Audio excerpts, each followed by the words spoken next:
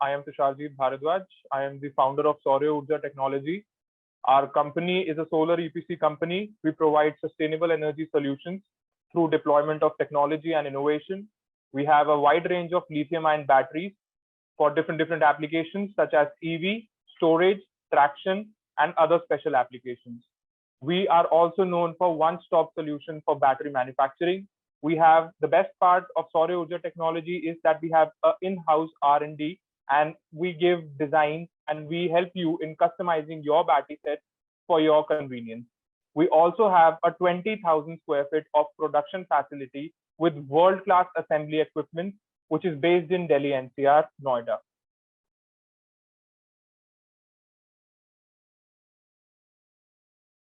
Okay, so when we talk about the renewable energy sector and we talk about the renewable energy sector in India, so Indian renewable energy sector is the fourth most attractive renewable energy market in the world. India was ranked fifth in the wind power, fifth in solar power, and fourth in renewable energy power installed capacity as of 2019. Installed renewable energy power generation capacity has gained pace over the past few years, posting a CAGR of 17.33% between financial year 2016 to 2020. With the increased support of the government of India and improved economics, the sector has become attractive from investors' perspective, as India looks to meet its energy demands on its own, which is expected to reach around 15,820 terawatt-hour by 2040. Renewable energy sector is set to play an important role. The government is aiming to achieve 227 gigawatts of renewable energy capacity, including 114 gigawatts of solar capacity. In addition to this, 67 gigawatts of wind power capacity by 2022, more than its 175 gigawatt target as per the Paris Agreement. The government of India plans to establish renewable energy capacity of around 523 gigawatts, which includes 73 gigawatts from hydro. So this is the aim by 2030. So according to me, renewable energy sector is one sector which is at boom, and everyone should focus on green future, clean future, and better market conditions for renewable energy.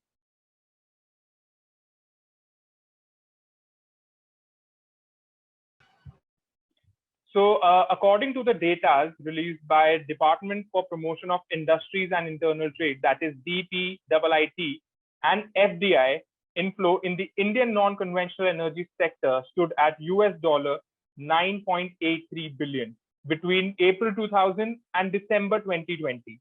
More than US $42 billion has been invested in India's renewable energy sector since 2014, so which is a remarkable number. New investment in clean energy in the country reached around 11.1 US billion in 2018. According to the analytics firm British Business Energy, India ranked third globally in terms of its renewable energy investments and plans in 2020. So I'll talk about some of the major investments and developments in the Indian renewable energy sector, and these are as follows. In April 2021, Central Electricity Authority approved the uprating of JSW Energy Kashm's Wangtu hydropower plant to 1,091 megawatts from 1,000 megawatts. In April 2021, GE Power India's approved the acquisition of 50% stake in NTPC GE Power Services Private Limited for 7.2 crores. The NTPC is expected to commission India's largest floating solar power plant in India, which is based in Telangana, by May or June 2022.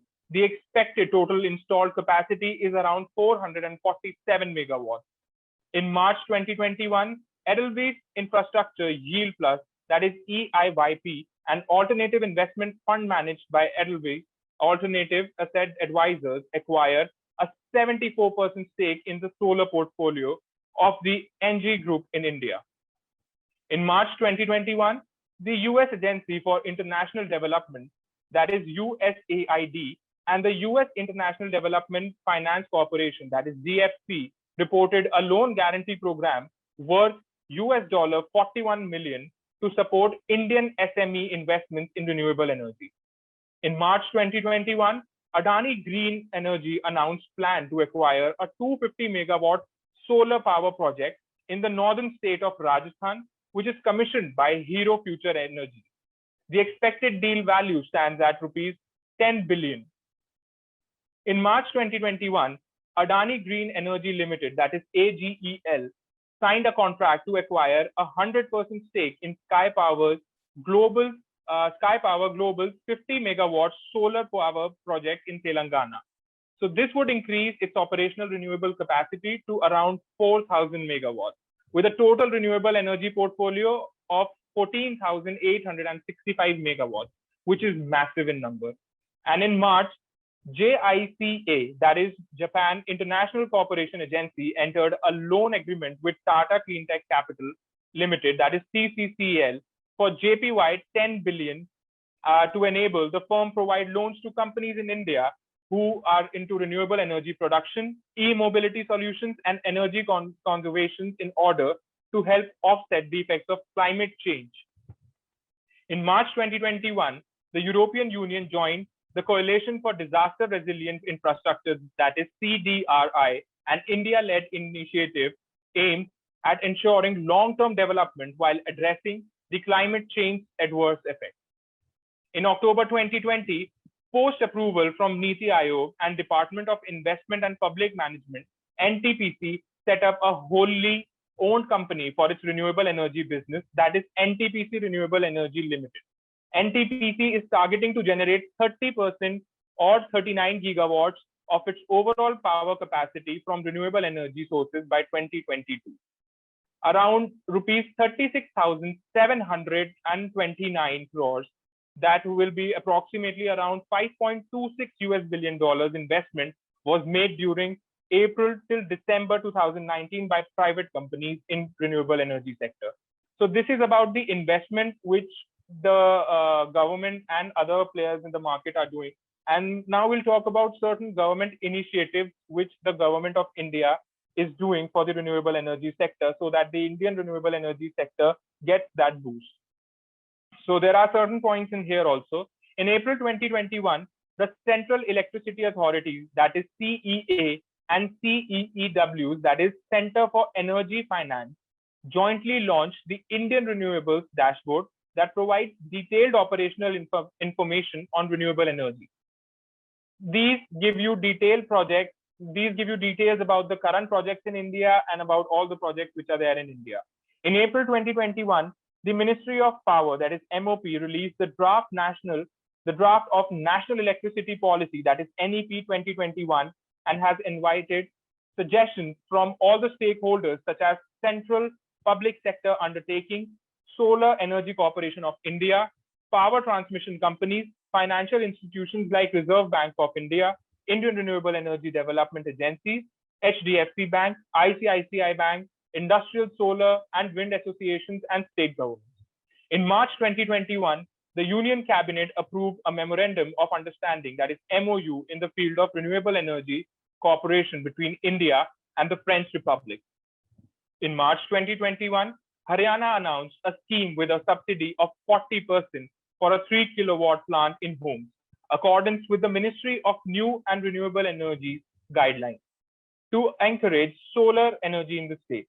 For a solar system of 4 to 10 kilowatts, a 20% subsidy would be available for installation from specified companies only. In March 2021, India introduced Gram Ujala, an ambitious program to include the world's cheapest LED bulbs in rural areas for rupees 10, advancing its climate change policy and bolstering its self-reliance credentials. Rupees 300, we'll talk about the union budget of 2021 to 2022. Ministry of New and Renewable Energy was allocated rupees 5,753 crore, and under union budget of 2021 only, I'm talking about, rupees 300 crore for the Green Energy Corridor scheme. To encourage domestic production, custom duties on solar inverters have been increased from 5% to 20% and on lanterns from 5% to 15%. The only aim of the Indian government is to produce and is to manufacture everything in India. the Prime Minister of India, Shri Narendra Modi, is also focusing on Make in India. So all the policies and government initiatives revolve around the same. India plans to add around 30 gigawatts of renewable energy capacity along a desert on its western borders, such as Gujarat and Rajasthan. Delhi government decided to shut down thermal plants in Rajghat and develop it into a 5,000 kilowatt solar park. Indian Railways is taking increased efforts through sustained energy efficient measures and maximum use of clean fuel to cut down emissions level by 33%, and the aim of achieving this is by 2030. And the last point here is, in October 2020, the government announced a plan to set up an interministerial committee under Niti Aayog to forefront research and study on energy modeling. This, along with the steering committee, will serve the Indian Energy Modeling Forum, that is IEMF, which was jointly launched by Niti Aayog and United States Agency for International Development, that is USAID.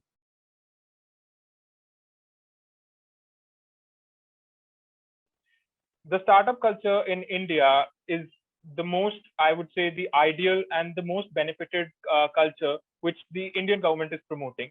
Indian government has started the startup ecosystem and has facilitated it through various government departments and programs.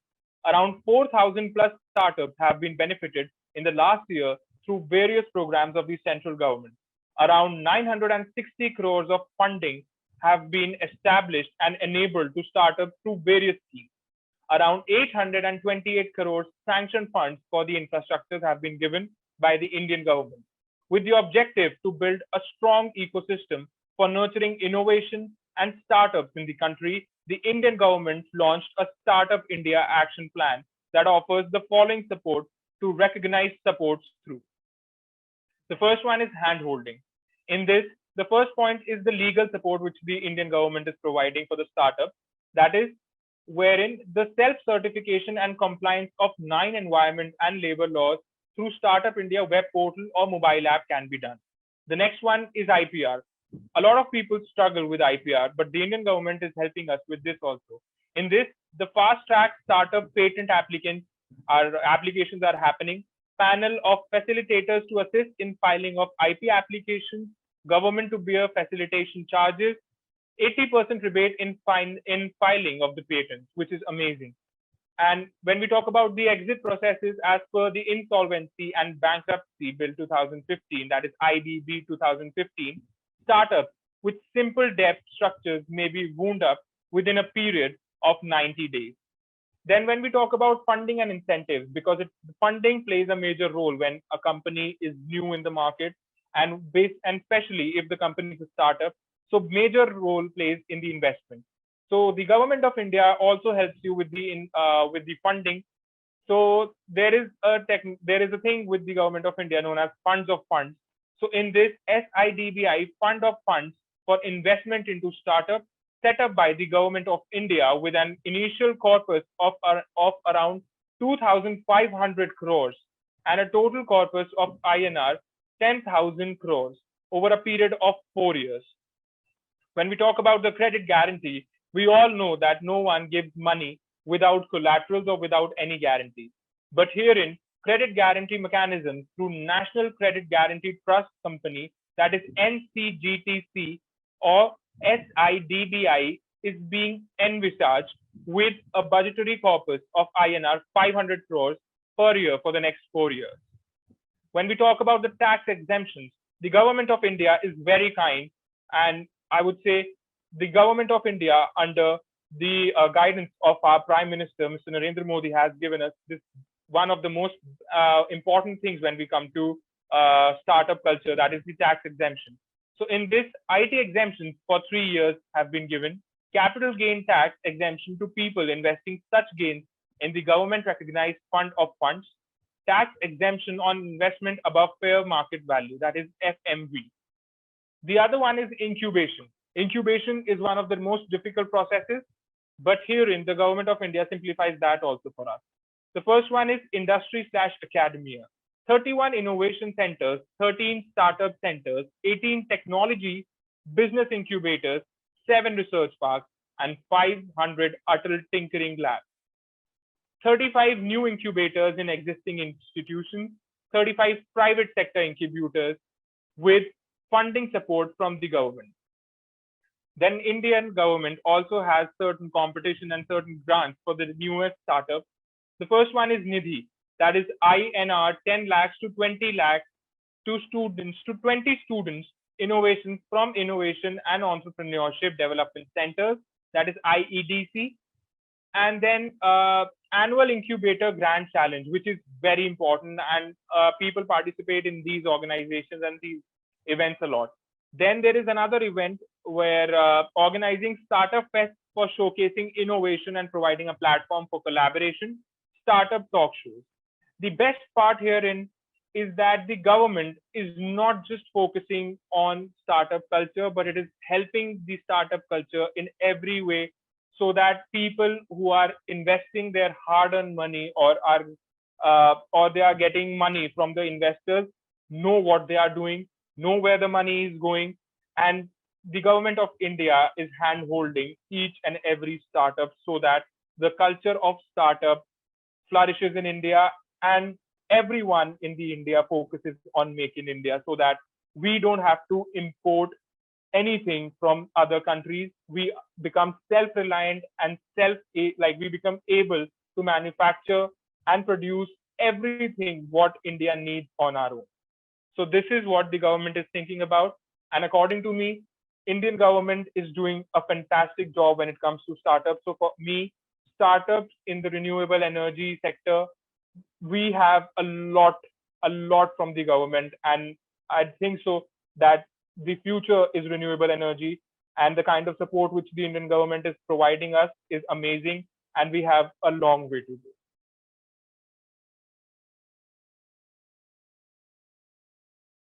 Okay, so firstly, I'll talk about our solar project. We've been working on different government projects, as well as private projects.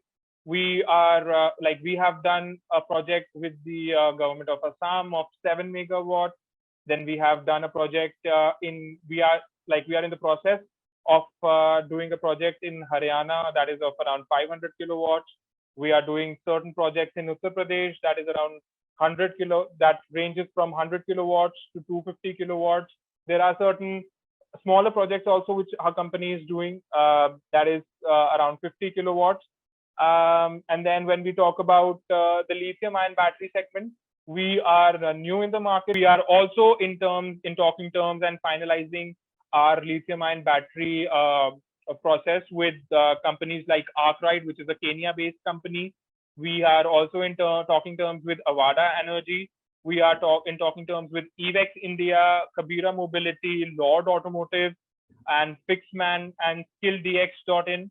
And these are certain companies which are in the final stages, and we'll be supplying them with the lithium ion batteries. We have also newly developed a new product known as solar lithium inverters, and it is newer. It is the most innovative product in the market and the newest product in the market. So we are also in talking terms, and we'll be finalizing the deals with leading solar companies like Navitas and other companies of similar sort, and we'll be launching our product very soon in the market. So these are certain projects on which we are working on. The main focus of Saurya Urja Technology is not to earn money. The main focus of Saurya Urja Technology is to help India grow, is to help individuals grow, is to help the economy grow. And the most important, I would say, the idea behind forming Saurya Urja Technology, my father, the visionary of the company, Mr. Pawan Kumar Bhardwaj, had only one thing in mind. That is to bring, like we all know that when we were young, we were told that fuels and fossil fuels will only last for some years. But now what we are aiming at, what my father was aiming at, was that the future generations should have clean energy, should have clean environment to breathe in. Our country should focus on renewable energy, clean energy, so that everyone can get benefits out of it. And when we talk about clean energy is not just related to solar or wind. It also includes lithium-ion batteries, which are very good and which are in high demand. Saurya Urja Technology is only focusing on quality and not what we are getting in return. The greatest achievement for Saurya Urja Technology is to achieve what our Prime Minister Shri Narendra Modi has always said and what his vision is. And we'll be very happy to be a part of that process and that channel. And we'll be more than happy to help all the people who want to grow their business or want to enter in renewable energy sector, because I'll say it again, and I'll say it very proudly, that Saurya Urja Technology is one such company where you'll get your you'll get all the answers to your problems, and we'll be more than happy to guide you and help you in all your endeavors.